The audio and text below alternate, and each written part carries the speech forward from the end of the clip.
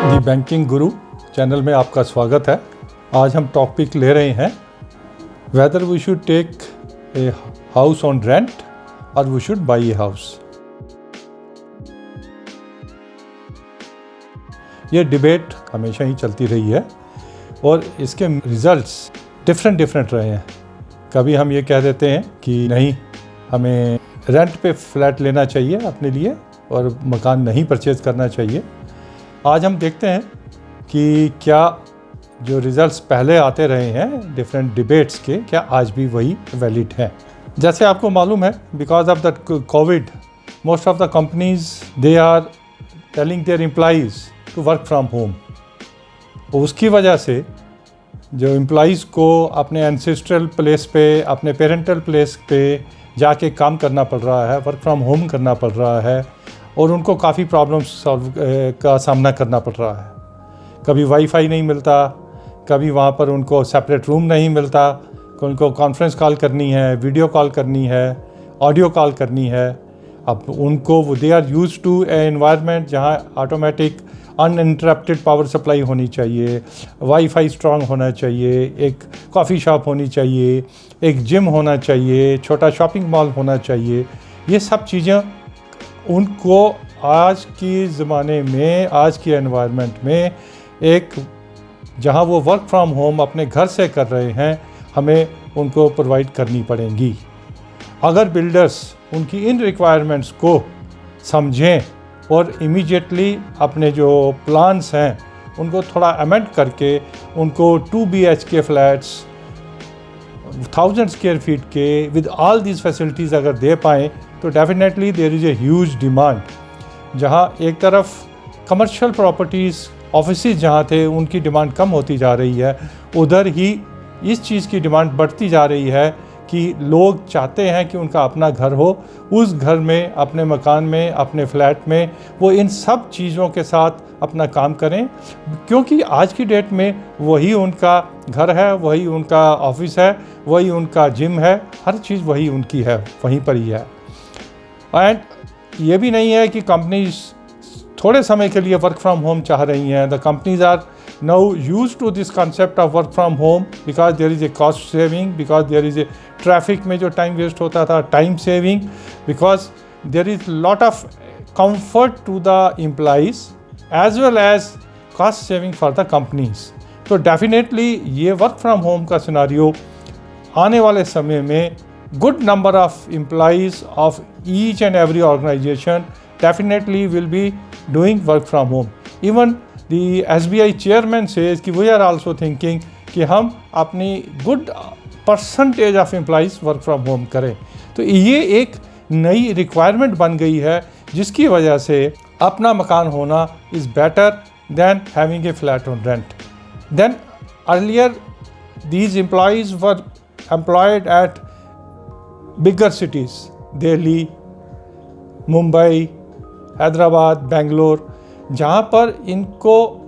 जो रेंट देना पड़ता था, चाहे वो पीजी में रह रहे हों या शेयर्ड वन रूम में रह रहे हों, तकरीबन 20,000-25,000 के करीब उनको रेंट देना पड़ता था। अब क्योंकि रेट ऑफ इंटरेस्ट कम हो गए हैं और अगर हम एक हाइपोथेटिकल पोजीशन लेके चलें कि एक रिक्वायरमेंट जो है 50 लाख के करीब अगर हम फ्लैट लेते हैं और उसका लोन लेते हैं तो उसकी जो EMI बनेगी, जो पहले तकरीबन 45,000 बनती थी, जो 3-4 साल पहले रेट ऑफ इंटरेस्ट 10% थे, अब वो कम होके 7.5%, 7% के करीब जब रेट ऑफ इंटरेस्ट आ गए हैं तो उनकी EMI जो पहले 45,000 बनती थी वो कम होके 35,000 रह गई है। दूसरे बेनिफिट्स जो हमने अपनी एक और वीडियो में भी डिस्कस किए थे कि होम लोन जो आपको बाकी बेनिफिट देते हैं, जैसे इनकम टैक्स रिबेट है, हमने उस वीडियो में डिस्कस किया था। तकरीबन 1,15,000 का आपको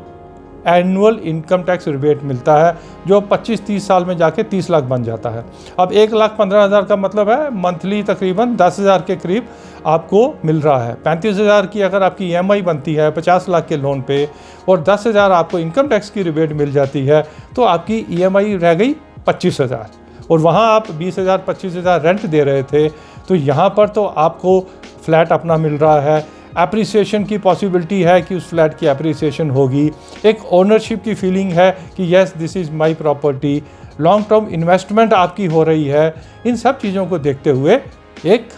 टायर 2 सिटीज़ में कंफर्टेबल हाउस आप उसको ले सकते हैं। इसके अलावा अगर आपकी इनकम 18 लाख से कम है तो आपको जो प्रधानमंत्री आवास योजना में बेनिफिट मिलता है 2,67,000 का, अगर आपको एलिजिबल है तो वो भी आपको वन टाइम बेनिफिट मिल जाता है 2,67,000 का सब्सिडी का, जो लॉन्ग टर्म में तकरीबन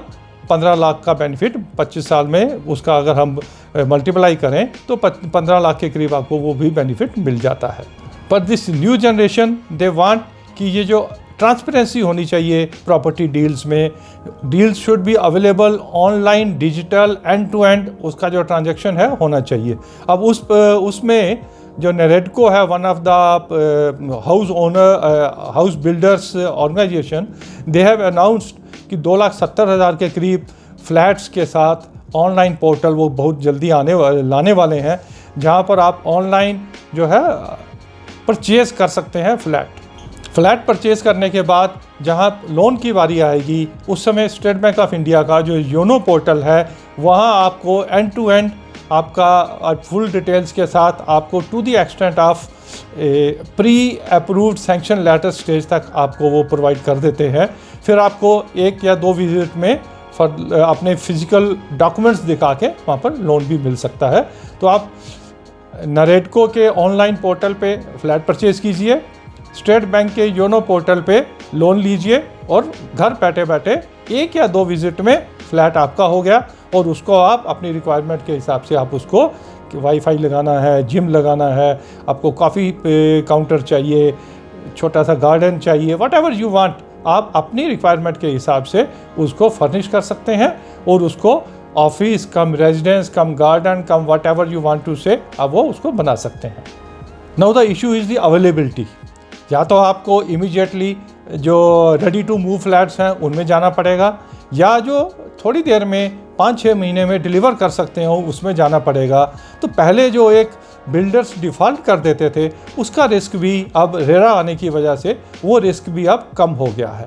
अगर लॉन्ग टर्म प्राइस एप्रिसिएशन की बात करें तो आज की डेट में जो प्रॉपर्टीज़ के रेट्स हैं वो तकरीबन 5 साल के लोएस्ट लेवल पे हैं।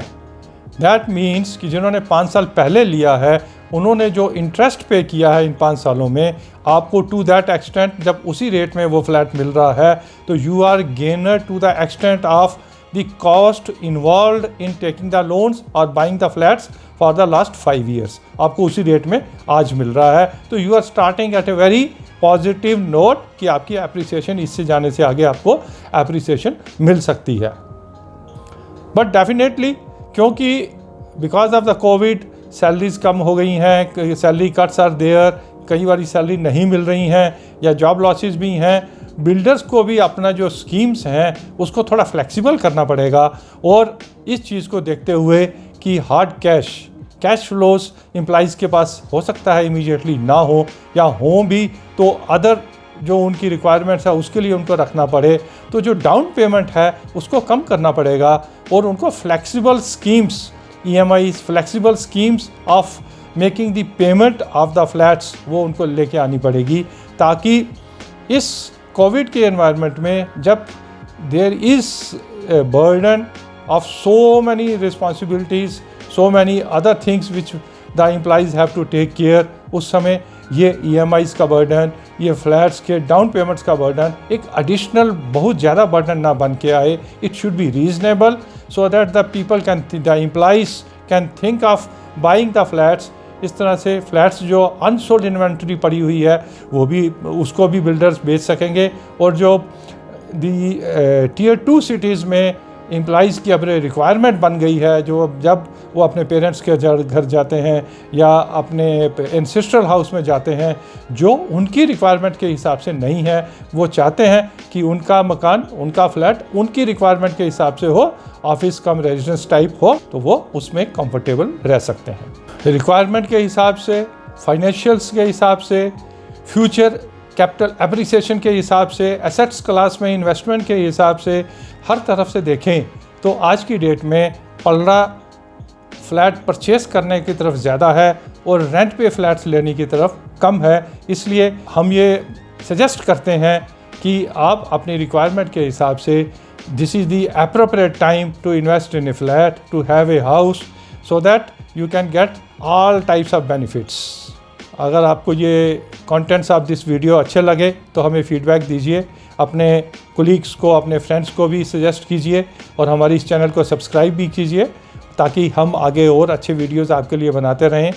Once you have selected a flat, अगर आपको उसको लोन लेने में कुछ गाइडेंस चाहिए हो, हम उसके लिए हाज़िर हैं। अगर आप चाहें तो अपना कमेंट्स करके हमें बता सकते हैं, so that wherever throughout India, जहाँ भी आप पोस्टेड हैं, जहाँ भी आपकी रिक्वायरमेंट है, हम आपको लोन लेने में आपकी हेल्प कर सकें। Thank you.